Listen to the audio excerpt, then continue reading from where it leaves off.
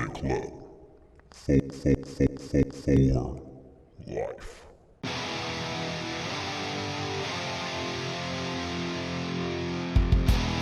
What's going on, guys? Let's do another deck tech. We got Robert Smallwood's Red Skull list. So let's take a quick look at Red Skull. Red Skull level 1. Looks like we're playing an MC that we definitely want to go first on. Mental calculations. At the start of your turn, look at the top 4 cards of your deck. Put 2 of them on the bottom and the other 2 back on top. So as long as Red Skull is face up, he is able to fix his draws a little bit. If you've played any deck that has had a character with mental calculations, this ability is actually incredibly strong. If you know what you're looking for. And Red Skull always knows what he's looking for. He's looking for the cubes. That's how he levels up. Anytime he has a cube, he levels up to become a 10-10 with range and staying stat line that you can get as early as turn 2. Only problem is when you stun him and he loses his cube, he's going back to level 1. So, we have Robert on the line, and he's going to help us walk through this list a little bit. Robert, thank you for coming on. Thank you for taking some time to do this deck tech with us. Of course. I think it's going to be a lot of fun. I just want to roll through this list. Yeah, let's go through the curve, and I guess add the cubes to your curve, but let's save the other equipment for the end, and then we'll hit plot twist list. Sure. Okay, so on 2 we have the 3 Kane, 3 Dreadnought, and the cube. We started with more 2s, but for the most of the part, you're just going to make the Wakanda play on 2 for the gem, and that becomes 2 drop. Your 3 drops are Baron Strucker, makes and 1 Turtle Shell Leviathan, and the 1 cube on 3. Baron Strucker makes everybody on team with your main. And it's really a card even if your guy's not Hydra, so this guy's like the best in here. Helps us get the big guys. Turn 4, you got the 4 Sabertooth, kind of like a Barren Wasteland at turn 4 in this format. So Sabertooth takes the bid, and then we have 1 Savage Leviathan because he's just a good card.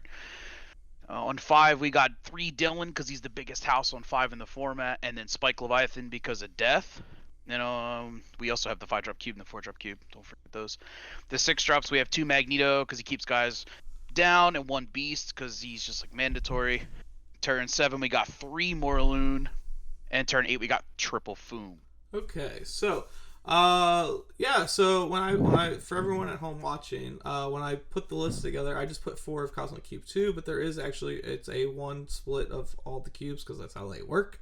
So you have your levels. If you level on 2, which I feel like is your mulligan condition, how long is it usually before someone's able to like rival putting you back down to 1? In this format, it's a really long time. Usually turn 6-ish. Really? With the defensive pumps in this deck, and unless they're on specifically like Goom main character, it's really hard for decks to achieve 10. It's hard for decks to get big in general in this format. Right. And all the catch-all guys that get guys low, like Iron Fist Cable, they're not in the format. So in Charlie, there's basically just like Miss Marvel 2-drop throwing a Foom from hand. So it's actually kind of hard. I've had a lot of games where I stay with the cube most of the game. Oh, wow. Interesting. So, we've got the Dreadnought, who he only does supporting characters, front row supporting characters. So this is kind of a little narrow. He does have the soldier mechanic. How good has Dreadnought been in here? Because this is a card that it's a little bit newer, and since it's come out, there hasn't been like formats that, I can play a Hydra MC, right? So like we haven't seen this as much. So talk me through this card a little bit. Dreadnought is really linear. Originally it was like we were just playing with other 2s, and with like Terrigen Mist and Might Makes Right, and this format primarily having not too many range guys. Like most guys fight up front until like 5 or 6, so like Dreadnought actually gets them. The burn seems to happen a lot and gets me to stabilize. Like I just didn't want to fold to like a Might Makes Right at 2 or 3 drop, right. And this guy fits the bill for that. He's also a 4 defense flight blocker. So he kind of works to throw in front of the Red Skull to help him keep his cube. Okay. It's really good at catching a Foom. Like burning a Foom's pretty strong. Oh. I can eventually stabilize. He's just a good card. 2's like I don't really play a 2 very often. So that guy later in the game with the soldier mechanic and the burn, he has elements that matter later. Okay, very cool. Kane's pretty self-explanatory. We're always getting yellow because we want our Wakandas to always be live. Yeah. We got Strucker, like you said. He's very good making everyone on team. He's kind of like what's the name of the chain? Ironheart, but like Yeah, he's also, super Ironheart. But since you're a Hydra, he ties in your main character as well. Trying to think if there's anything else that's like stand outish. Not on the Pretty curve. generic all the way up top. Yeah. So just the best guys at each drop. Yep, and then we have your defensive plot twist. We got the fine covers, the shocks, the systems, and the strength above all else. Yeah, 4 of each of those. I've talked about strength before. It's one of those cards that when it sits in your hand and you can't play it, it feels terrible. But when you finally get to play this card, the ceiling is so high that you can like turn off their entire turn with playing 1 blue. Because especially like we got a 10-10 on the board and they're trying to get back to your Strucker or whoever's in the back row, your Dylans. And they're like, okay, here's this big team attack to take down your 10-10. And you're like, nah, I'm good. And then they can't attack him again. They don't have the range to make that attack twice. Yeah, like I'm with you. This card started as a 2 of, and Bert was like, "Please don't play 4." I mean, Bert had some experience with Red Skull before I did, having played him, piloted him well, and won with him. So I was like, let me try it. It's good. This is a pretty fair brawler format. Dylan works with this card. Strucker works with this card. But like slowly as I was playing the deck, I'm like, when I am fighting, I want this card in my hand. And also, not to notice, this is only a 12 location build, so like there's plenty of cards that end up hitting my row besides guys. Okay, yeah. So it basically just comes down to like sometimes Dreadnoughts and Strength Above All just hit the row, and that's completely fine with me. Okay, so let's talk about the 12 location thing, because there's a few parts where I see like the benefit of it, and there's a few parts where I see where it could be awkward. The benefit is obviously Kane, and Wakanda is like one of your strongest cards in here to be able to keep as a 10-10. But it also becomes a little awkward because you have all these cubes and only your wilds to activate them. Are there cubes that you're like, I don't even bother ever even thinking about using this card? Or are there cards that are like, I only use this cube in this specific situation? Or what's your plan with the powers on your cube? It sounds kind of vague, but it's whatever the deck gives me. Obviously, I'll know my opponent's list and all that.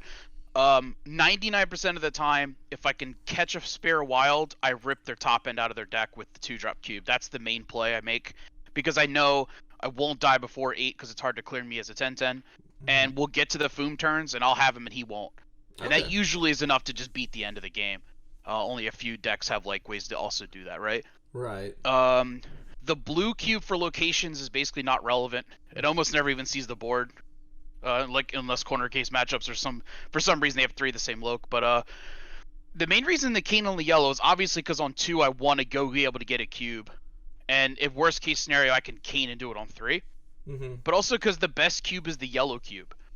So when I Kane for the yellows, it's also putting the best 2 power plays in my deck, which is 3-drop cube wrecking their hand, or filling up my hand for the Mind Gem play on 6. Okay, yeah. So that's genuinely the play in there. So I'm kind of off the support and the location one unless I absolutely need to, and the red cube's only if I have a spare Gehenna. Okay, so and then if you said with the red, you're usually aiming for top end, because it's interesting. I've done a few of these deck techs now, and I've seen. Not necessarily the cube. There's a few decks running cubes, but it's more of there's a few cards that are in this format or that are in a couple decks that I saw that it's like the versatility on this card, where I could see a 2-drop cube in your deck and you're aiming for top end, or I could see a 2-drop cube in someone else's deck and they're like, I'm not even worried about the top end. This is what I'm ripping out, right? So it's interesting to always, those cards that are so versatile, get the player's perspective of, this is what I'm using this to aim for. Yeah. I mean, it's definitely matchup related, so I don't want to just like assume, I don't want anybody to build this and be like, okay, I just aim for Foom every time. Right. I mean, I played against, like, if you're playing against like Terrigen Mist scam deck, I mean, you could target that. Anything with a crucial piece, Senator Kelly, you pick your poison. But for them, you don't always have like extra red, so the cubes usually, it's kind of hard to always rip something out. Yeah. But when it's necessary, the 3-drop cube's usually way more brutal. Okay, and let's touch on those one-of-a-kind equipments. It's a pretty standard suite of Nullifier and Serpent Crown, and sometimes we see it, sometimes we don't. The Mind Gem. Nullifier's pretty clear. I mean, this card's just bonkers. And It's like mandatory. Yeah. Serpent Crown, when you get those top ends, that's Yeah, pretty we're on good. Wakanda yellow, so it's just mandatory. Yeah. And then the Mind Gem. We talked a little bit about this card before we started recording. Let's talk about it again, because I told you that sometimes this card feels awkward to me when I see it unless, because while the effects is very strong, making your opponent discard 3 cards or drawing 3 cards, whichever you choose is more beneficial for your deck, sometimes it's weird to me to think, okay, I'm not going to play anything on turn 6 so that I can do that. And so let's talk through a little bit what we talked about beforehand on that. Sure. It's hard to see. Like, you do have to make a call every game. Basically, what happens to me, and this is the mindset behind this deck, is I start the game as a 10-10 early. They usually have to spend quite a few cards while they're behind. I don't play anything because I usually Wakanda too, so my hand's pretty full. Like, they end up gassing out trying to clear my cubes and fight my curve, right? Mm-hmm. And then we get to the middle or the late, and if I can see their hands dwindling, like I'd say 6 or less, and they don't have a drop that I have to respect, because Red Skull usually puts me ahead on the board for about 3 or 4 turns, assuming they don't, all the way up until like Morloon and Days Leviathan become playable. So if I can ever make that play without conceding the board state, it's just absolutely brutal for my opponent. I can try to catch his curve, catch a 7 and 8, and if it ever sticks, the game's over. It happens the next turn and they're out of cards. Okay. It's just, if they attrition themselves out fighting for cubes, it kind of seals the game. Obviously, if there's a 6 or 7 drop I have to respect on the board, you're never going to be able to make that play. So it's just a judgment call. Usually a lot better going second, Right. or if they gas out going first. So, you mentioned something there that you didn't mention off recording that it makes me actually open my eyes a little bit more to it, specifically for your deck.